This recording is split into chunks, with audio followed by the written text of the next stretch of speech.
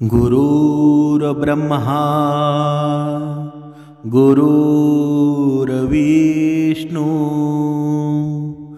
गुरुर्देव महेश्वरा सद्गुरु साक्षात परब्रह्म तस्मै श्री सद्गुरुवे नमः। जय जय रघुवीर समर्थ श्रीराम समर्थ।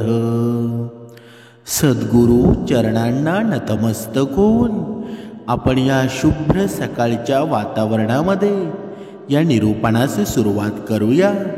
मायबाप सज्जनांचं स्वागत आहे। समर्थांनी सांगितलंच आहे ना, जर माणसाच्या जीवनामध्ये जर या तीन गोष्टीचं समर्थन झालं ना, जर या तीन गोष्टी त्याच्या जीवनामध्ये निर्माण झाल्या तर माणूस आहे ना सर्व गुण संपन्न होतो। पहिली गोष्ट म्हणजे सत्यता, दुसरी गोष्ट म्हणजे धर्म आणि तिसरी गोष्ट म्हणजे प्रेम। या अद्भुत गोष्टी आहेत ना, या महत्त्वाचं दर्शन घडवत असतात। पण मनुष्य मात्र या गोष्टीपासून दूर होतो आणि तो कशामध्ये बरं खेचला जातो? तो खेचला जातो तो अहंकारामध्ये, लोभामध्ये। मग या तीन गोष्टींची आठवण त्याला होईल का? आणि जेव्हा या तीन गोष्टींची त्याला आठवण होते ना, तेव्हा तो रसातळाला गेलेला असतो, तो अधोगतीला गेलेला असतो।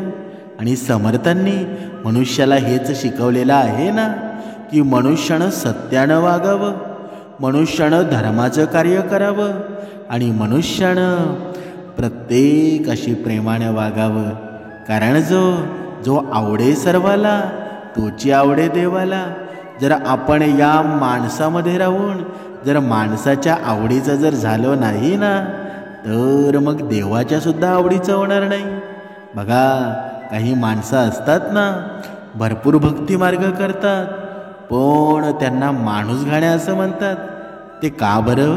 कारण त्याचं उत्तर आहे, तुम्ही भक्ती मार्ग करून सुद्धा तुम्ही माणसामध्ये देव पाहत नसाल, मग तुमचा भक्ती मार्गाचा काही उपयोग आहे का?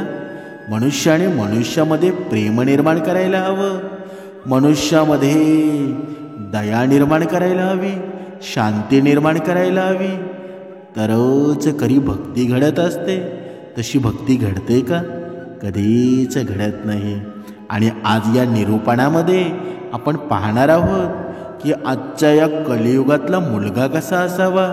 जर असा मुलगा जर असेल ना, तर मनुष्य मृत्यूवर सुद्धा विजय मिळवू शकतो।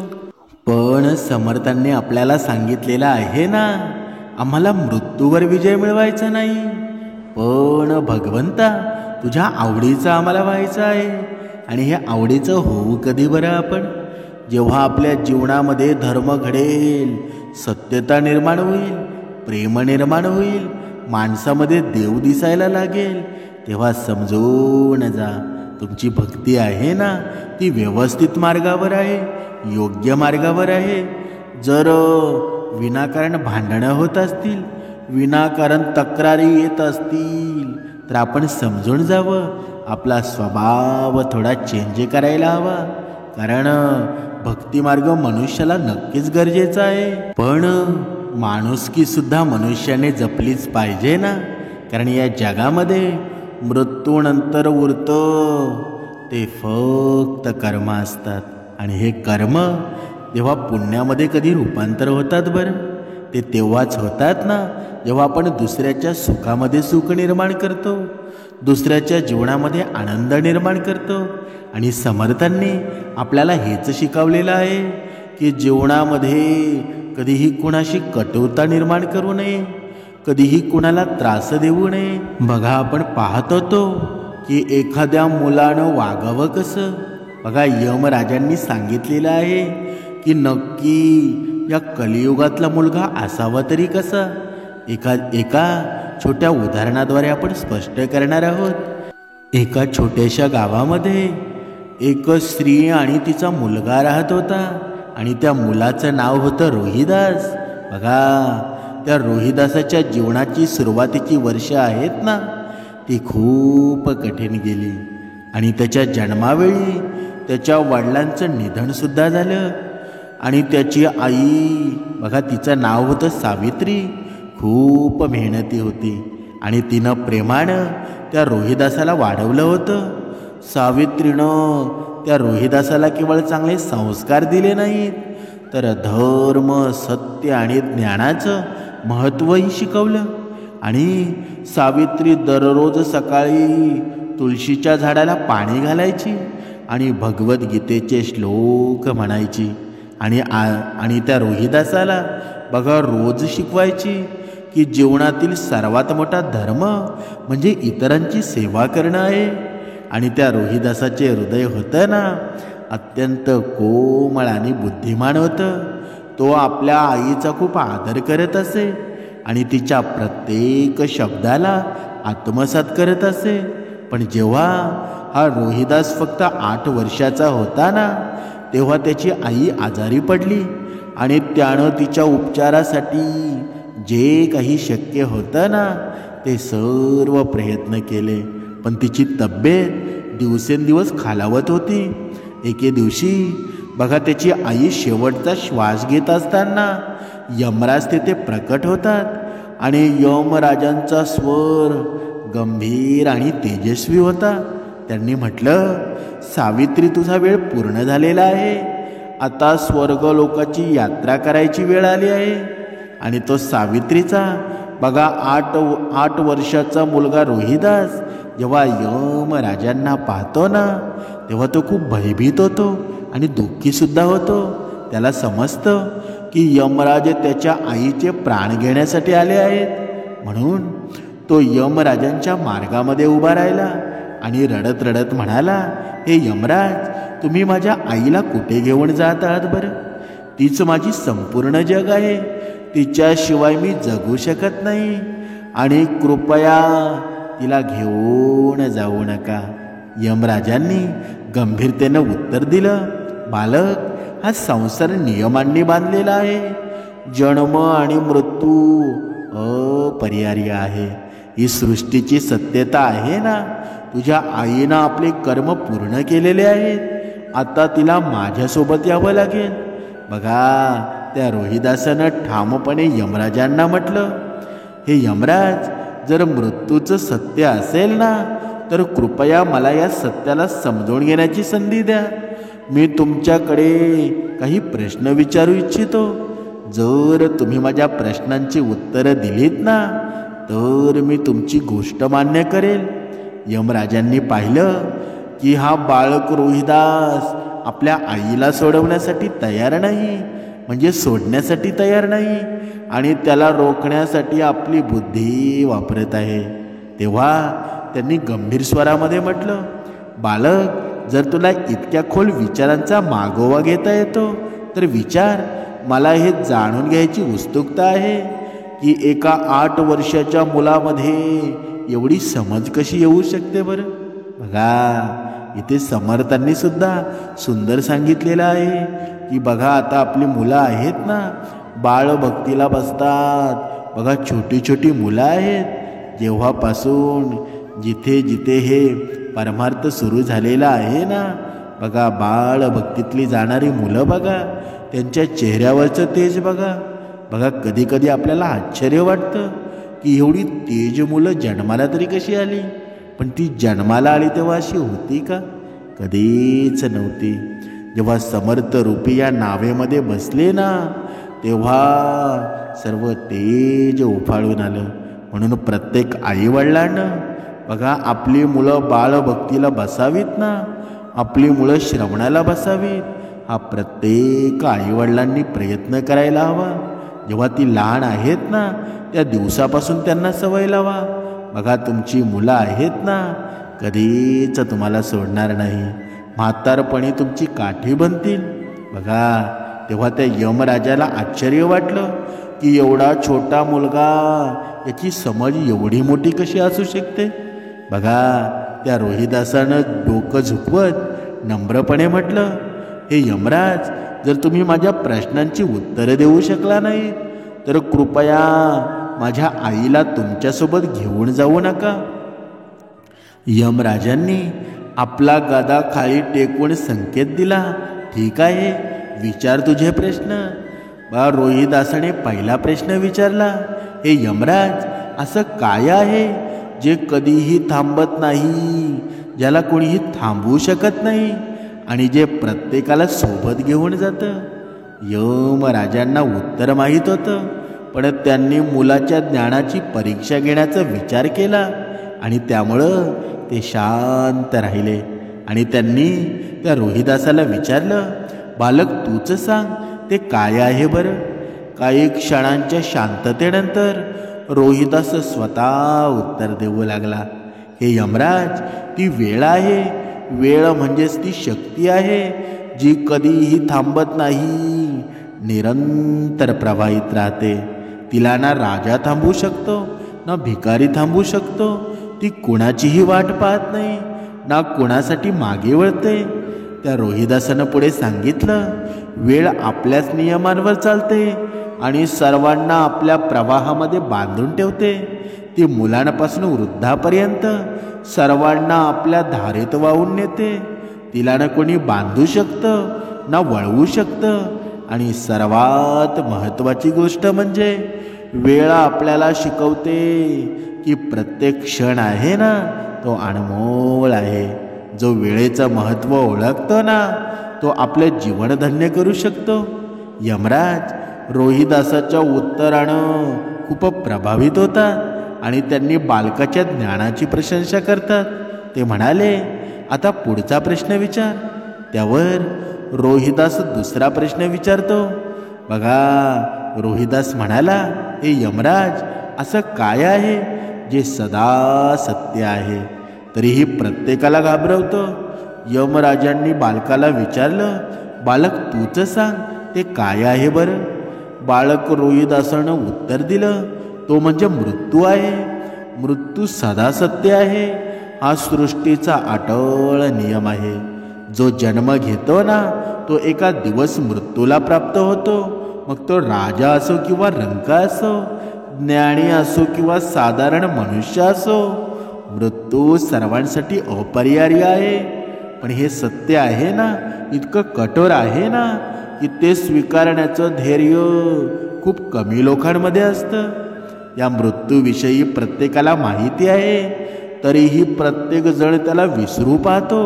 जोपर्यंत जीवनात सुख आणि समृद्धी असते ना, तोपर्यंत कोणी मृत्यूची आठवण करत नाही. पण जेव्हा मृत्यूचं सावट जवळ येतं, तेव्हा प्रत्येक माणूस भयभीत होतो. हे भय आहे ना, यासाठी आहे कारण मृत्यू जीवनाचा अंत नसून जीवनातील कर्माचा हिशोब आहे. आणि समर्थांनी सुद्धा हेच सांगितलं आहे ना, या जीवनामध्ये जर तुम्ही कर्मावर भर दिला ना, तर तुम्हाला मृत्यूनंतर सुद्धा जीवन चांगलं जगण्याचा तुम्हाला अर्थ मिळेल. म्हणजे काय? म्हणजे आपण बघा, आपण जेव्हा जिवंत असतो ना, जेव्हा आपला मृत्यू झालेला नसतो, तेव्हा मनुष्याला काय माहीत असतं बरं? मनुष्याला फक्त एवढंच माहीत असतं की जोपर्यंत हे जीवन आहे ना, तोपर्यंत एन्जॉय करूया, काहीही करूया, कारण मृत्यूनंतर कोण पाहणार आहे बरं? असा मनुष्य आहे ना, मनामध्ये हा विचार करत असतो. पण खरा प्रवास मृत्यूनंतर आहे हे तू विसरून गेलेला आहेस. समर्थांनी याची जाग करून मनुष्याला दिलेली आहे की खरा प्रवास आहे ना, तो मृत्यूनंतरचा आहे. म्हणून बघा, हा मृत्यू आहे ना, आपल्याला आपल्या कर्माचं फळ देतं. आणि याच कारणानं जे आपल्या कर्मामध्ये सत्य आणि धर्माचं पालन करतात ना, ते मृत्यूला घाबरत नाही. पण जे आपल्या कर्मामधून पथभ्रष्ट होतात, ते त्याला घाबरतात. मृत्यू अटळ आहे, कारण ते जीवनाचं सर्वात मोठं सत्य आहे. पण हे समजून घेण्यासाठी आणि स्वीकारण्यासाठी आत्म्याचा विकास आहे ना, आणि सत्याची जाणीव आवश्यक आहे. कारण मृत्यू आहे ना, केवळ एक अंत नाही, तर एका नव्या सुरुवातीचा आरंभ आहे, जो आत्म्याला त्याच्या पुढच्या कर्मयात्रेवर नेतो. आणि यमराजांचं मुख आहे ना, ते अधिक गंभीर झालं. त्याने आपल्या मनामध्ये विचार केला, हा बालक आपल्या सत्य आणि प्रेमाच्या बळावर मृत्यूच्या कठोर सत्याला स्वीकारू शकला आहे. अशा ज्ञान आणि धैर्याची परीक्षा घेणं ही सुद्धा माझ्यासाठी अभिमानाचीच गोष्ट आहे ना. बघा, त्या रोहिदासानं पुढचा प्रश्न विचारला, हे यमराज, असं एक नातं सांगा जे जन्मानं सुरू होतं पण मृत्यूनंतर कधीच संपत नाही. यमराजांनी पुन्हा बालकाला उत्तर देण्यासाठी सांगितलं. बघा, त्या रोहिदासानं उत्तर दिलं, ते नातं आहे ते आई आणि मुलाचं. आईचं प्रेम हे मुलाच्या जीवनाचं मूळ आहे. आणि हे नातं फक्त जन्म आणि मृत्यूपुरतं मर्यादित नाही, तर ते आत्म्याशी जोडलेलं आहे. यमराज बालकाच्या शब्दावर गंभीरपणे विचार करू लागले. त्यांनी त्याला पुढचा प्रश्न विचारण्याची परवानगी दिली. त्या रोहिदासानं पुढचे कोडे विचारलं, हे यमराज, असं काय आहे जे दिसत नाही पण प्रत्येक जण याचा अनुभव घेतो आणि त्याशिवाय कोणीही जिवंत राहू शकत नाही? यमराजांनी गंभीरतेने त्या उत्तराकडे पाहिलं आणि विचारलं, तूच सांग बालक, तुझ्या या कोड्याचं उत्तर काय आहे बरं? त्या रोहिदासानं उत्तर दिलं, हे यमराज, हे ते प्रेम आहे. प्रेम ही ती शक्ती आहे ना, जी दिसत नाही, प्रत्येक जण ती आपल्या आता अनुभवतो. ही एक अदृश्य ऊर्जा आहे जी या सृष्टीला जिवंत ठेवते.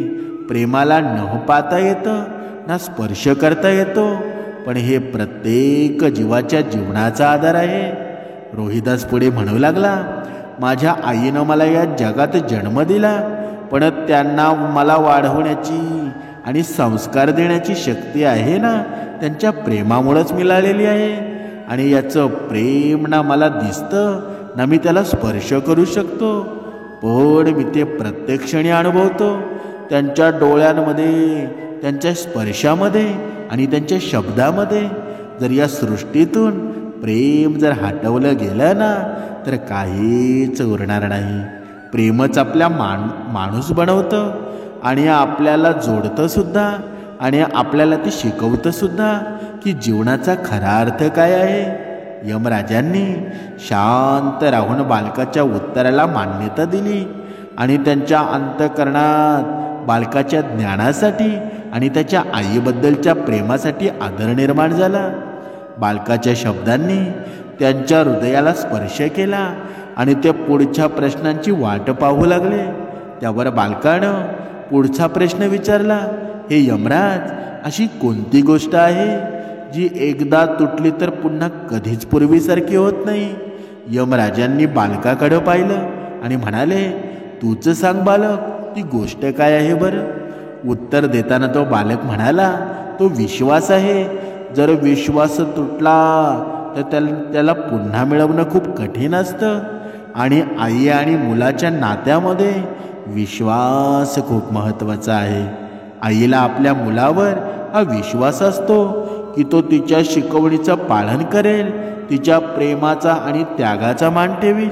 त्याचप्रमाणे मुलाला आपल्या आईवर विश्वास असतो की ती त्याच्या प्रत्येक सुखदुःखामध्ये त्याच्यासोबत असेल. हा विश्वासच आहे ना त्यांच्या नात्याला अतूट बनवत असतो. बालक पुढे म्हणाला, हे यमराज, विश्वास फक्त नात्यापुरता मर्यादित नाही, तो जीवनाचा आधार आहे. जर मनुष्य स्वतःवर, आपल्या धर्मावर किंवा देवावर विश्वास गमावतो ना, तर त्याचं जीवन अंधारकामय होतं. विश्वास ही ती शक्ती आहे ना जी आपल्याला प्रत्येक संकटाशी लढण्याचं धैर्य देते. बालकाचं हे उत्तर ऐकून यमराज आनंदित झाले. त्यांनी शांतपणे बालकाच्या उत्तराला मान्यता दिली.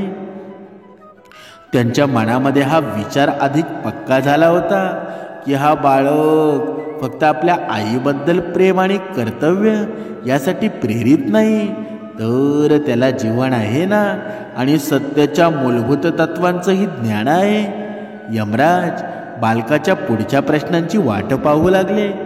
त्यावर बालकाने पुढचा प्रश्न विचारला, हे यमराज, असं काय आहे जे स्वतः नष्ट होतं पण दुसऱ्यांचं जीवन उजळवतं? यमराजांनी आश्चर्याने बालकाकडे पाहिलं आणि म्हणाले, आता तुम्हीच सांगा ती गोष्ट काय आहे बरं? उत्तर देताना बालक म्हणाला, हे यमराज, ती माता आहे. आई तिच्या सुखांचा आणि इच्छांचा त्याग करते जेणेकरून तिचा मुलगा चांगलं आयुष्य जगू शकेल. त्यानंतर बालकानं पुढचा प्रश्न विचारला, अशी कोणती गोष्ट आहे जी प्रत्येकाकडे असते तरीही प्रत्येकाची वेगळी असते? या प्रश्नानं यमराज गंभीर झाले. त्यांनी कुतूहलाने बालकाकडे पाहिलं आणि या प्रश्नांचं उत्तर जाणून घेण्यासाठी ते अधिक उत्सुक झाले. बालक उत्तर देत म्हणालं, हे यमराज, ते आहेत कर्म. प्रत्येक व्यक्ती स्वतःचे कर्म तयार करतो आणि तीच त्याची ओळख बनते. ही कर्म ही अशी गोष्ट आहे ना जी प्रत्येक सजीव प्राण्याकडे असते. मग तो राजा असो किंवा भिक्षुक असो किंवा ज्ञानी असो किंवा कोणी मूर्ख असो, सर्वजण आपापल्या कर्माची निर्मिती स्वतः करतात. पण प्रत्येकाच्या कर्मामध्ये फरक असतो, कारण प्रत्येक जण आहे ना आपली विचारसरणी, उद्दिष्ट, परिस्थितीनुसार कर्म करतो. म्हणूनच दोन व्यक्तींची कर्म आहेत ना ती कधीच एकसारखी नसतात. कर्म आपली ओळख बनवतात. आपल्याला त्यांच्या कर्मामुळेच ओळखलं जातं. जर त्यांची कर्म चांगली असतील ना तर तो पूजनीय ठरतो, पण जर त्याची कर्म वाईट असतील तर त्याचा तिरस्कार सुद्धा होतो. आणि कर्म फक्त आपल्या वर्तमानावरच नव्हे तर आपल्या भविष्यावर सुद्धा प्रभाव टाकतात. हे यमराज, हा सृष्टीचा नियम आहे की जो जसे कर्म करतो ना त्याला तसंच फळ मिळतं. म्हणूनच कर्म प्रत्येकाकडं असतं पण प्रत्येकासाठी वेगळं असतं. कर्मच आपल्या जीवनाचे सार आहे ना. बालकाचं उत्तर ऐकून यमराज अत्यंत प्रसन्न झाले. ते शांत राहून बालकाच्या उत्तराला मान्यता देत राहिले. पुढच्या प्रश्नांची वाट पाहू लागले. त्यावर बालकानं पुढचा प्रश्न विचारला, हे यमराज, असा कोणता संबंध आहे जो जन्मासोबत तयार होतो पण त्याला निभावण्यासाठी ज्ञान आणि संयम आवश्यक असतो? यमराजांनी बालकाच्या चेहऱ्याकडे पाहिलं आणि सुंदर उत्तर ऐकण्यासाठी उत्सुक होतात. बालक उत्तर देत म्हणाला, हे धर्मराज, तो माता आणि पुत्राचा नातेसंबंध आहे. हे नातं सहज आहे पण त्याला निभावण्यासाठी आईचा त्याग आणि मुलाचा आदरभाव आवश्यक असतो. त्यानंतर बालकानं अजून एक प्रश्न विचारला, अशी कोणती गोष्ट आहे जी हरवली की आपल्याला रडण्यास भाग पाडते पण ती असताना आपण तिला महत्त्व देत नाही? बालक उत्तर देत म्हणालं, हे यमराज, ती वेळ आणि आईचा सहवास आहे. जेव्हा आई आपल्या सोबत असते ना तेव्हा आपण तिची काहीच कदर करत नाही, पण ती आपल्याला सोडून गेल्यावर तिचं महत्त्व समजतं. यानंतर बालकानं धर्मराजाला पुढचा प्रश्न विचारला, असं कोणतं सत्य आहे जे कोणी बदलू शकत नाही पण त्याला स्वतःला स्वीकारावं लागतं, सर्वांना कठीण जातं? यमराजांना याचं उत्तर माहीत होतं. त्यांनी कुतूहलानं बालकाकडं पाहिलं आणि त्याच्याकडून उत्तर अपेक्षित केलं. उत्तर देताना ते बालक म्हणालं, हे यमराज, ते जन्म आणि मृत्यूचं चक्र आहे. प्रत्येकाला माहीत आहे की जो जन्माला आला आहे ना त्याला एक दिवस मरण येणार आहे, पण हे सत्य स्वीकारायला सर्वांनाच कठीण जातं. यमराज बालकाच्या बुद्धिमत्तेनं, त्याच्या आईबद्दलच्या अतूट प्रेमामुळे स्तब्ध झाले. त्यांनी म्हटलं, बाळक, तू जीवनातील असं गूढ रहस्य समजून घेतलं आहेस जे समजायला मोठमोठ्या ऋषीमुनींनाही वेळ लागतो. हे बालक, तू अत्यंत ज्ञानवान आहेस. इतक्या लहान वयात एवढ्या मोठ्या गोष्टी समजणं साधी गोष्ट आहे का? तुला हे ज्ञान कुठून मिळालं बरं? बघा, त्या रोहिदासानं उत्तर दिलं, हे माझ्या आईच्या शिक्षणाचं फळ आहे. त्यांनी मला सत्य आणि धर्माचा मार्ग दाखवला. कृपया त्यांना माझ्या जवळ राहू द्या. त्यांच्याशिवाय माझं या जीवनामध्ये कोणीच नाही. यमराजांनी आपली गदा टेकवत म्हटलं, बालक, मी तुझ्या आईचे प्राण परत देऊ शकत नाही, पण तुझ्या ज्ञानाच्या परीक्षेनं मला खूप प्रभावित केलं आहे. म्हणून मी तुला एक वरदान देण्यास तयार आहे. पण लक्षात ठेव, हे वरदान धर्म आणि सत्याच्या मार्गापासून दूर नसावं. बघा, त्या रोहिदासानं डोकं झुकवत म्हटलं, हे यमराज, मला काही मोठं वरदान नको आहे. मला फक्त हे वरदान द्या की मी विचारलेल्या शेवटच्या कोड्याचं उत्तर सत्य ठरावं. यमराज काही क्षण विचारात पडले.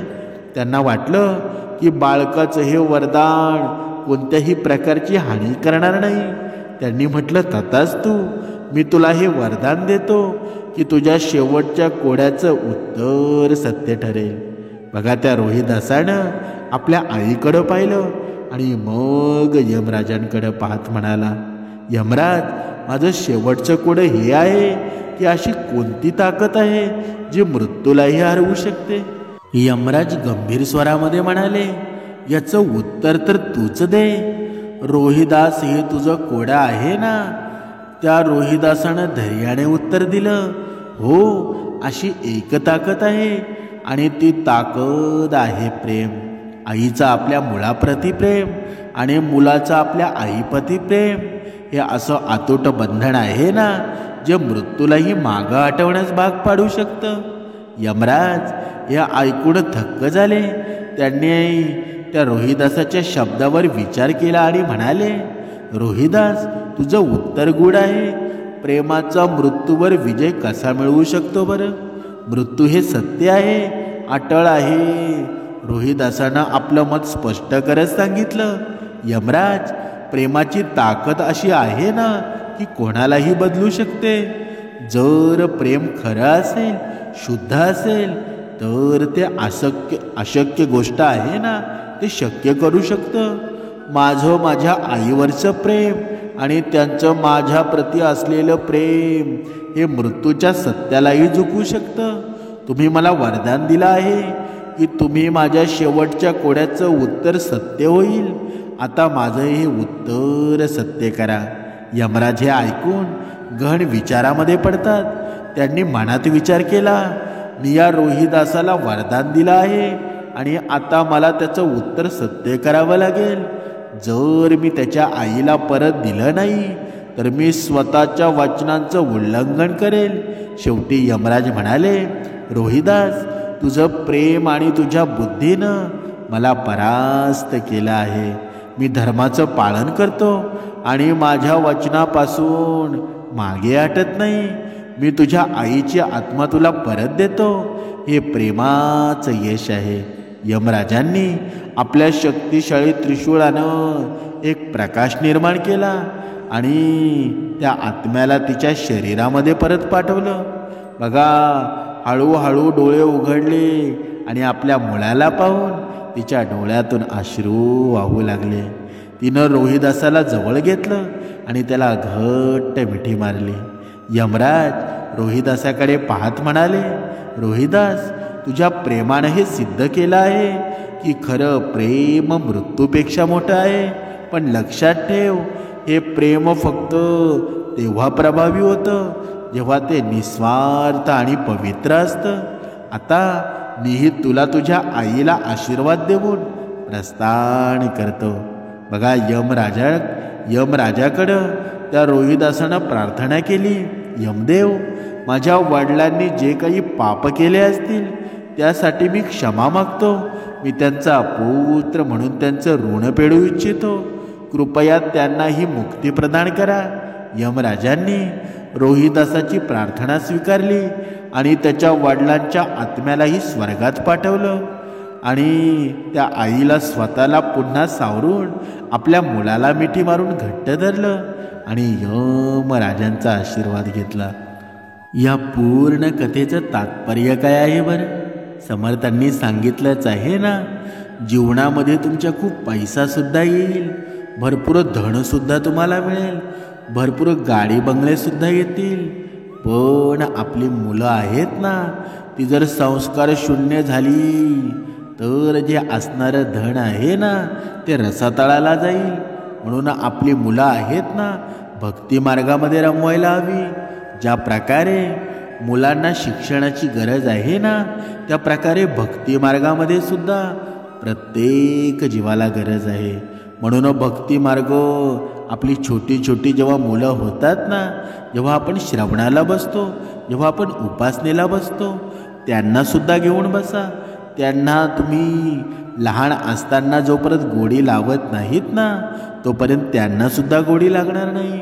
म्हणून आत्तापासूनच त्यांच्यावर संस्कार करायला सुरुवात करा, तर तुम्हाला म्हातारपणी उपयोगात येतील.